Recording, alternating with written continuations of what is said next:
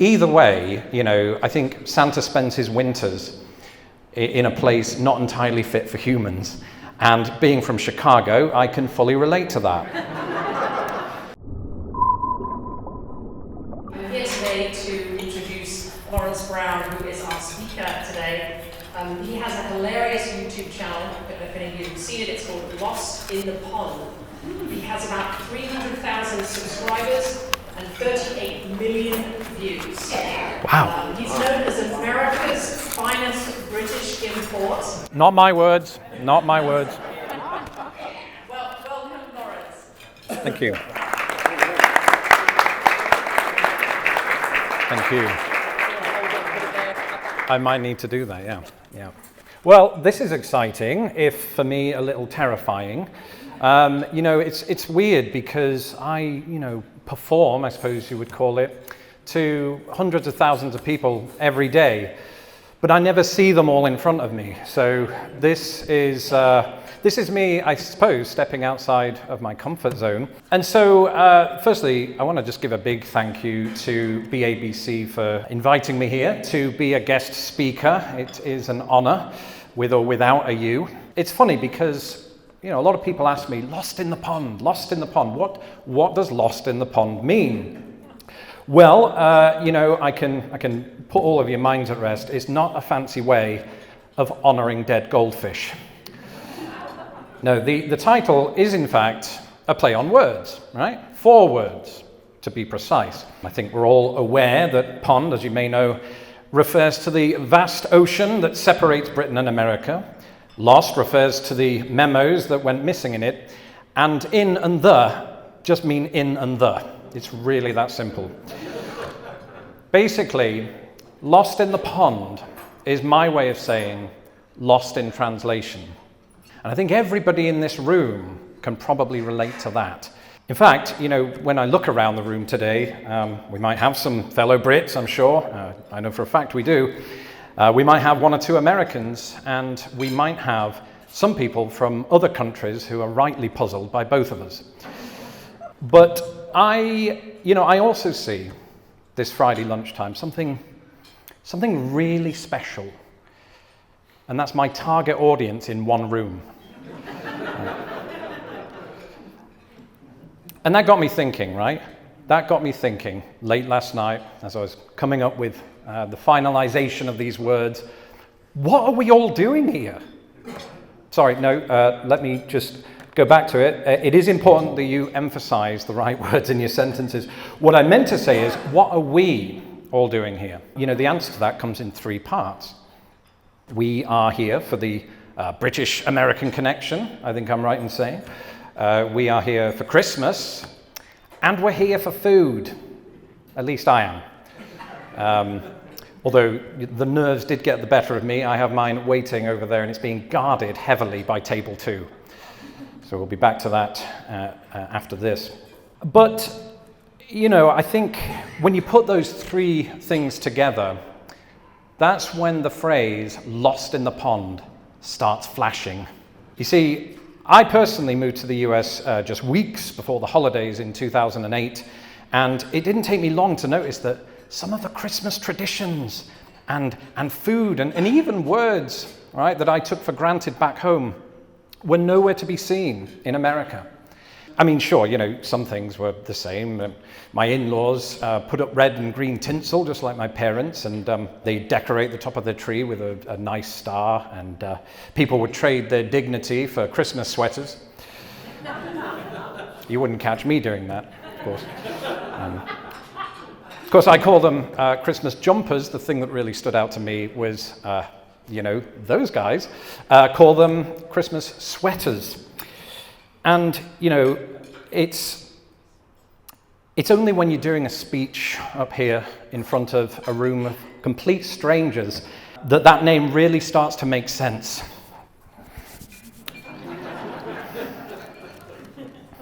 Christmas music, of course. I just want to give a shout out, by the way, to the fine pianist that serenaded us earlier. Yeah. In both Britain and America, this is the time of year when Michael Bublé comes out of hibernation. Same with Bing Crosby, of course. But, you know, as I embarked on my first American Christmas, it dawned on me that I hadn't heard songs like Merry Christmas, Everybody, and Merry Christmas, Everyone, and mercifully Mistletoe and Wine. And, you know, they were replaced by a bunch of songs I'd never heard of, right? Like, I Saw Mommy Kissing Santa Claus, right? Please, Daddy, Don't Get Drunk This Christmas. That's real. That is real. You can check it out on YouTube. And also the very emotional Grandma Got Run Over by a Reindeer.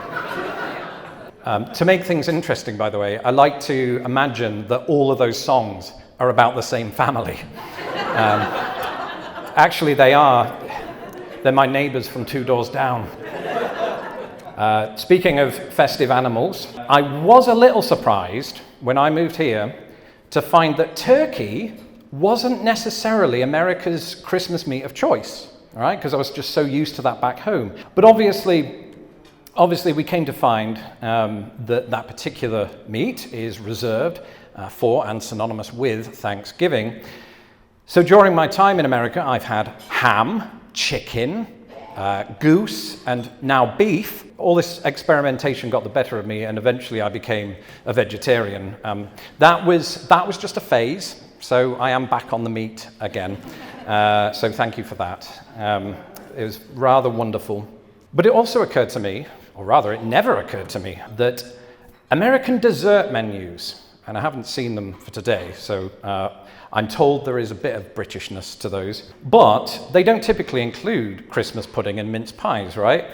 It was like Christmas had been cancelled. When it comes to dessert, though, the thing is about that, I'm not picky. My subscribers will tell you, because I go on about it this much, I absolutely love pecan pie. So thank you to the American South for that. And I'll devour those all the way into Boxing Day. Of course, there is one tiny detail that I forgot to mention. America doesn't do Boxing Day, does it? And that's fine. You know, I don't have a problem with that, because to me it's like a trade, right? I mean, aside from the Harvest Festival, we don't do the American Thanksgiving back in Britain, so it only stands to reason that they don't do Boxing Day. I only wish I'd known about this while working my first American job, though, because I wouldn't have been fired while watching football on my couch. But even the term Boxing Day, you know, it carries little currency in the US. I had to explain to Chad, my wife's fictional cousin, that Boxing Day isn't when all of the British families get together and punch each other. That's Christmas Day. Christmas Day, or rather Boxing Day, in this regard, isn't alone, right? There are tons of British and American word differences that pertain to Christmas. Take, for example, the name that each country gives to that jolly red and white fellow who delivers all the presents, Santa himself. And for me, Santa doesn't get enough credit, right? I mean, granted, he does spend 364 days procrastinating. The thing is, you know, on the one night, he actually does some work. There's a lot he's got to remember, you know, and I forget this, ironically. For instance, and I've got a theory on this, right? You know that list of names that he carries with him? That's not a list of children. That's a list of all the pseudonyms that he's got to remember for himself, right? In America, he's known as Santa, Santa Claus, Kris Kringle, Old Saint Nick, some of which, of course, are used in Britain. But you'll rarely catch an American calling him Father Christmas. And why is this? Well, because until the Victorian age, my wife's phone's going off. Perfect timing. Yep. Until the Victorian age, even the British didn't. Right? Before then, Father Christmas was the name assigned to the personification of Christmas. And it was the Victorians that merged this folkloric being with Santa Claus. And because, you know, Wi-Fi wasn't especially great back then, America didn't get the memo. It was lost in the pond. But Santa, like many of us in this room, he also had to contend with the fact that British households leave him mince pies, and American households leave him cookies and occasionally milk, right? The reindeer had to contend with the fact that he ate them all. And they're the real heroes of this entire story. But speaking of Santa, I remember early after moving to the US during Christmas Eve chatter with my wife's younger relatives, I made reference to Santa's long journey from Lapland. And not only was the name Lapland met with puzzlement, as if to say, where is that? But it was later revealed to me that he resides in the North Pole. Now, I've not been back to Britain more than once in the last 13 years, right? Which is pretty strange in itself. But I've heard that we've now started to adopt this origin story for Santa Claus. So is this true? I don't know. I haven't really looked it up. In Britain, are we now, saying that Santa's from the North Pole? Nobody knows. That's good. I was rather relying on you for this. That's okay. That's okay. Either way, I think Santa spends his winters in a place not entirely fit for humans. And being from Chicago, I can fully relate to that. Although it's been rather mild recently, hasn't it? I suppose technically we're still in fall, so that's the excuse I give there. But growing up in Britain, my family always dreamed of a white Christmas, right? We were like 4 Bing Crosbys and 1 David Bowie. It was really awkward. But it never came. As much as we dreamed that it would be there, it never came. Whereas here in the Midwest, the notion of a white Christmas is not just some naive fantasy, but sometimes a brutal reality. And that, of course, does depend on how warmly you receive it. Some people like the winter, my wife included. Some people hate it, me included. And one thing I have learned is you can receive it more warmly if you do as Midwesterners do, which is to bury yourself in multiple layers of clothing. In my experience, not even that always works. I've often left the house in 2 jackets, 2 sweaters, only to still feel my knees knocking together. Mind you, to be fair, that will happen when you don't wear trousers. But in spite of, or perhaps because of all of the things that I've just mentioned, I do love American Christmas, right? Do we have any Brits in the room? I know we do. How many Brits do we have in the room? Keep your hand raised if you love an American Christmas. That's very useful to see. Good, because that more and more that's become my thing. I think it's very easy when we move to America as Brits to sort of moan or complain about the things that we can't get here, the things that we left behind. And often I do see that, usually in Facebook forums. But I do like American Christmases, and I think that I'd say my favorite part is Christmas Eve, is going for a drive on Christmas Eve and looking at all of the houses with all of the intricate lights, knowing that I did none of the work, right? And I fully say, even as bizarre as it might seem to us Brits that people are decorating the house in lights, I say hats off to those people. And speaking of hats, this brings me on to these. Those of you not wearing hats, I'm just going to guess you're American at this point, because I am glad to see that you were able to procure Christmas crackers here today. And what Christmas is complete without them, apart from an American one? To be fair, though, I was talking to Naomi about this earlier today. Whenever an American has asked me to explain a Christmas cracker, it's actually a really hard sell, It is, because let's take Chad, for example, again, your fictional cousin. Chad, here's how I'd explain it.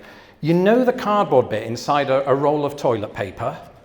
Yeah, of course you do. Right. Well, you take one of those and you wrap it in a twist of paper. And then the two of you, because there's always 2, right, you engage in a slapstick tug of war.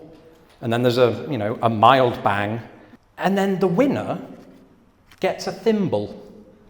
That's fun. No, Chad, I'm not finished, actually. The thimble never fits. It's magic, but I was glad to pull the cracker today. Did everyone get a chance, or do we still have some lying around? If you've, oh, there's one, I see one there. There is a whole table. Do you not, we need all of those pulled right now. Yeah, you could do it on your own. I've done that many a time. Everybody go, oh, sad. No, I'm joking. The toy this year, did everyone get a whistle? I noticed they were different sized. The three of us sitting next to each other all had different sized ones. I don't know if they're in different keys or stuff like that. We could test it and clear out the entire building with our din. I'll just do. I don't know. All sound pretty similar, don't they? So that was kind of rubbish. Speaking of which, they all, of course, and this is a further explanation to my American friends and others, they always come equipped with a joke, don't they? And it's as if I wrote the jokes. This one, for example, I haven't really seen it, but let's take a look at this. Just an example of the kind of things you'll find in a cracker. Number one, who is Rudolph's favorite pop star? I'll let him answer first. Who is Rudolph's favorite pop star? Beyonce. It really is the caliber that we're working with here. Not done yet. Not done yet. What did the hat say to the scarf? You hang around while I go ahead. That is pretty good because it works on two levels. Which country has the longest coastline? Canada. Oh, that's trivia. That's not a joke. That is genuine. And they'll often do that. They'll trip you up. They do that to me all the time, especially when I used to do this while drunk on the snowballs. Snowballs. Who remembers snowballs? We don't have those here either, really, do we? I suppose eggnog and insert drink is the comparison there. And so those are just some of the things, I suppose, that were lost in the pond between our two countries. I think either way, I have found a lot of joy in Christmases on either side of the pond. And I think tonight, so far, despite the fact that I rather stumbled through this, and we filmed it, brilliant, that's great. You know, despite that, I think this night and this, well, it's not night, is it? What time? I don't have a watch, never mind. Haven't since 1998. So I think despite the fact that all of that happened, you know, this has only added to that warmth and joy. And I think that this is a really nice occasion in a very nice venue too. So cheers to everyone. I don't know who am I handing off to now? All right, Courtney, yes, yeah. And while Courtney heads this way, you can find my channel at youtube.com, I think is the title, is that right? Lost in the Pond, and I'm on all of the main social media channels, networks, outlets. I'm not my producer, she is. So see her. All right, thank you everybody.